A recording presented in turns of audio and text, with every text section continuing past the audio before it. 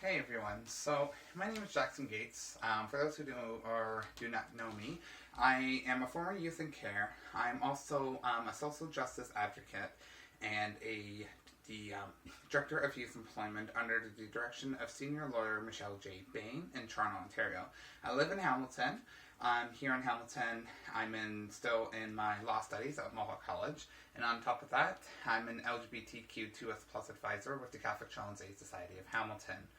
So at this point in my professional and personal life, I'm working closely alongside Michelle Bain in my position as both a social justice advocate and a director of youth engagement to facilitate the social injustices that's currently the issues of that, which is going on in the child welfare system across the province of Ontario. I originally met Michelle in May at Toronto City Hall, in the council chambers in Toronto, Ontario, and after seeing what was going on across Ontario in the child welfare system, Michelle recruited me and a few others to not only provide us legal training, but to work under her to help her understand what is going wrong in the child welfare system when it comes to foster children and youth, when it comes to youth in group homes. Why are youth getting in trouble with the law under the Youth Criminal Justice Act? Why is the Child and Youth Family Services Act piece of legislation, why is it not being followed through? And all these other precarious situations that she doesn't fully understand as a lawyer. So by having us and giving us the legal training and working underneath her, she was able to get an eye-opener and a better understanding of from us who were in the system, what's going on. So we started doing this in early summer. I'm still employed under her. I'm still doing my two positions. I'm also going out and training and providing legal training under her when we need to. We've also dealt with Children's Aid, Child Welfare and Youth from across the province in August at the Centennial College in Scarborough during an annual CAS conference, and we're able to provide them and let them know what the legislation is, how are your legal rights being infringed upon, and also tell them this is who we are, what we're doing, and we're here to bring about social justice for all in the system. Like for myself growing up, in foster care, I was bouncing around from home to home to home. I had social worker after social worker, and also abuse. I know abuse quite well and traumatizations inside foster homes, as I was dealt with that hand a lot, and a lot of it got covered up by the system. So me firsthand, I know exactly what's going on in these foster homes that no one knows about, because it's still happening to this day. Even in group homes across the province, and not just in Toronto, Scarborough, or Hamilton, across the province, I know exactly, because I was there. I grew up in abusive foster homes, right, left, and center. I grew up in abusive group homes, also, again, right, left, and center. So I know full well what's going on, and Michelle recognizes this, and then she promoted me to director of youth engagement because she found that I'm able to connect and engage with the child welfare youth from any part of the province and be able to give them the strength and courage that they need to step forward and give us the information that we need to help them both legally and politically. We've also went as far and we acquired a house on Broadview Avenue in Toronto, Ontario, the old Scottish Rite Mansion. Originally, this mansion was created, this program for homeless adult males.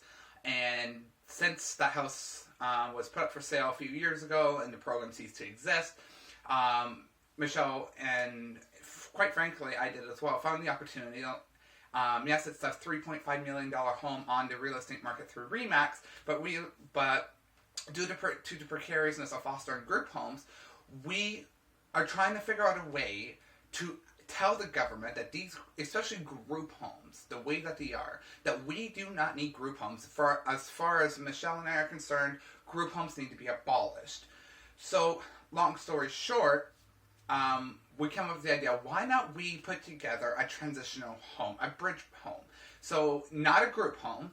So we came up with the idea that this house has 8 self-contained bachelor apartments, okay? 8 of them. 9 if you count the office space, but whatever. So, but 8 because we're flipping into an office space for us. And why not have 8 child welfare youths, particularly females, in this house? We're actually thinking about doing co-ed at first, but we're getting there. And provide them the legal training that they need, provide them employment, help them with access to housing, access to school, and also and let them stay for 2 years, at least 2 years, if that's what they need to get back on their feet and get away from the traumatizations of the child welfare system instead of being placed in group homes. So long story short, we acquired this house. There was an open house. The provincial government and other kind of corporations and legislative bodies know exactly why we purchased this house, and we're going to be flipping the house. And flipping the house is only going to cost $800,000. And we're going to do this for the child welfare youth. We're thinking about just doing females, but we're also thinking about co-ed. But however, this is a pilot, so we have to tread carefully when it comes to co-ed and males and females and all that fun stuff. So that's why we got the house on Broadview Avenue. Now, Doug Ford, he decided to launch an attack against child and welfare youth across the province, leaving them in a more vulnerable position than what they already are. There was a piece of legislation introduced in 2007. It is called the Provincial Child Advocates Act, which governed the Provincial Child Advocates Office. And what that office was responsible for, when foster children youth from anywhere in Ontario got abused at the hands of the system, and they've tried everything in their power to go and get a remedy, a rectification, they would turn around and call up the Provincial Child Advocates Office. And their piece of legislation was to investigate and solve and protect those who were vulnerable and who were being abandoned by the system. That's what they were supposed to do. Doug Ford and the Conservative Party decided to turn around and repeal that piece of legislation that has been there for over 10 years. And now by doing so, he just closed off a vital branch of government that was there to protect and fight for those who can't in the system. He has left them more vulnerable to abuse, traumatization, suicide rates, homelessness rates, so on and so forth. Upon learning this, I have partnered up with the NDP's Andrew Horvath, the official opposing party, to Doug Ford. And on January 26th of this year, I was supposed to meet up not only with the NDP leader, Andrew Horvath, and her politicians that are employed under her. I was also supposed to come up with a way to tell Doug Ford and Lisa MacLeod, who has made the ignorant statement of saying that she'll take on the child welfare youth problems herself, her office, which frankly, you don't know the knowledge, the resources, you don't have anything to protect these people, and your office is not enough, and you know that. That's an ignorant statement, but we'll say that for a later date. However, that appointment with the NDPs and the PCs, with Andrew Horvath's help, had to be cancelled because, again, Doug Ford launched another attack, but this time on post-secondary students by making OSAP 10 times harder than what it should be. And there were protests going on Dundas Square in Toronto and Queen's Park, where the provincial parliament is at. So NDPs had no choice due to those protests and Doug Ford's OSAP changes. That is actually really bad. They had to cancel on me, and I'm still waiting for a phone call from the NDPs to reschedule that day. So I had a letdown, but I'm not going to give up. I'm still going to push with the NDPs. I'm going to get myself into provincial parliament before Doug Ford signs the paper that closes that office doors for good. Because that office, till further notice, is open. Because Doug Ford is waiting for a piece of paper to sign to pretty much say bye-bye.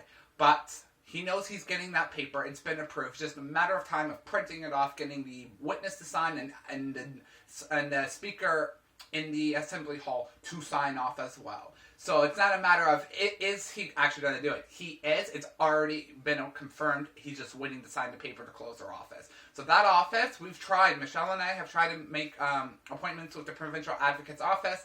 They've turned around, set meeting dates, and 24 hours before the meeting date, they would cancel on us and give us either no email or phone call back as to why, or just give us excuses. So the Provincial Children's Office is so afraid that they won't even meet with us legal representatives under Michelle. Long story short. So I'm doing this video to not only let you guys know that this is a huge problem and taxpayers' money is going into this problem, but also let you know there is a group of us, there's other social justice advocates under Michelle and I.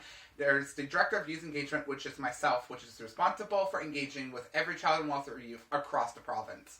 So we are here and this is what we do, and we need more government bodies, more corporations out there to hear what we have to say, hear our work plan for the next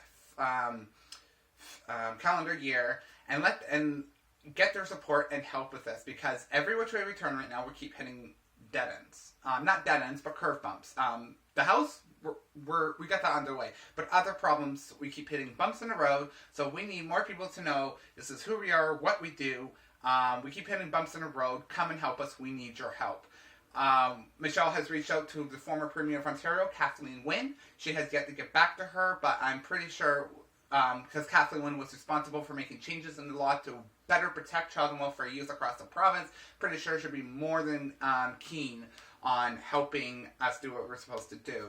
So, so long story short, that's where we're at right now. The organization that Michelle created at the law firm is called Youth Empowering Youth, so YEY. That's the program under which we're launching this, non-for-profit organization. Yes. So I've just been asked by Michelle to do this quick video to let you guys know that there's a huge issue here, a lot of marginalized youth, and a lot of trauma is happening that we need to turn around and fix. And because I say we, is because the Child Advocate's Office in Ontario is about to be shut down by the Ford government. The piece of legislation has already been repealed that governed that office. So someone needs to step up to the plate. And now there's millions of dollars going nowhere because of what the Premier, our current Premier, has done. So that's why we, especially, we gotta turn around and say, if you want to take away this piece of protection for child and welfare youth, give that money, give that piece of legislation to us. Because we can tell you this right now, Jones Aid across the province has not let child welfare youth know about this office. So a lot of youth, including myself, until I was too old, didn't know this office existed, that this piece of legislation has existed, and that's pretty much illegal, by the way. So, with that being said, we will take that office and make sure that every child welfare youth across the province know about us, know how to get in contact with us, and if they need help, know where to find us. And that's where we are right now, and that's why I'm trying to get into the provincial parliament to look Doug Ford in the face and Lisa MacLeod right in the face, with Andrew Horvath standing right beside me and in front of every provincial caucus in Ontario, why what they're doing is wrong, and if they proceed with that, this is why this would be their only viable solution, because any other solution they come up with is going to fail, and this is why. So once again, my name is Jackson Gates. I hope you found this informative. I can't keep this too long, but just wanted you guys to know, if you guys have any questions, comments, or concerns, inquiries, I'm going to leave my email address in the description below here, and feel free to reach out. I can provide more information, documentation. I can provide you with the senior lawyer I'm employed under, her contact information, so on and so forth, okay? Alright, well, thank you for listening once again, and I hope this video reaches somebody that can turn around and help us fight the legal and political barriers provincially that we're facing.